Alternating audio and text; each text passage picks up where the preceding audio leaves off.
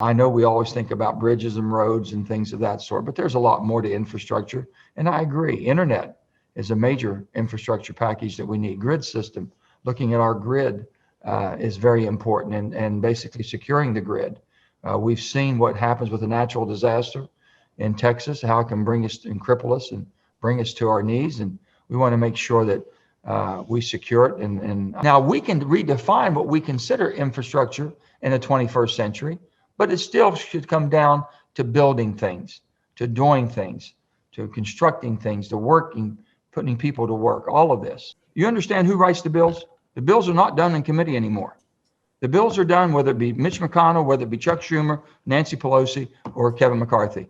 Those four, okay. And then basically, if you're trying to work something into the bill, you're not working with the committees, you're working with basically them. So everybody's given up on that process. So I'm saying, before you change the filibuster, don't you think you ought to give the process the way it used to work a chance to work again? The reason back when Joe Lieberman and them used to have the place working was because you already had your chance. You didn't have so much pent-up frustration that you never had a chance to work the bill. So basically, you know, it went through the committee. You might not be on the committee, but you had a couple ideas. You didn't like what they did, and you were able to put your amendment in on the floor, and you were able to argue it and try to get people to help you on both sides. And by the time that process was over, whether it took a week or 2 or 3 weeks to work a good piece of legislation, it was probably all worked out by that. You didn't have to go and say, okay, now I'm really teed off. You already had your chance. They're not even getting a chance anymore. So they're just assuming everyone's against everything, and we're just hunkered down. I just can't buy into that, because really, if you give up on that, we expect the House to be that way. The House works on simple majority, and the House can basically have leaders who are really amicable with each other, working together, trying to make things happen. That's a good situation there. But it's not expected from the House.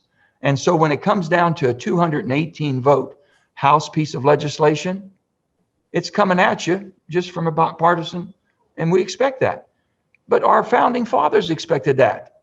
That was the whole purpose for the Senate, to take it and change it, cool it off, make it more applicable, make it more American, okay? Not partisan, not political, but more conclusive.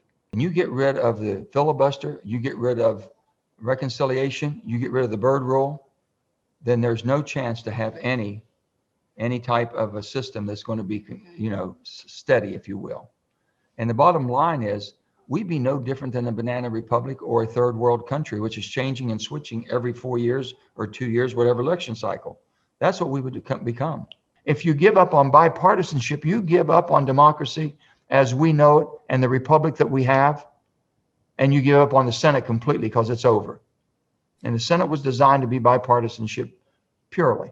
So only thing, I'm going to do everything in my power to move them in that direction.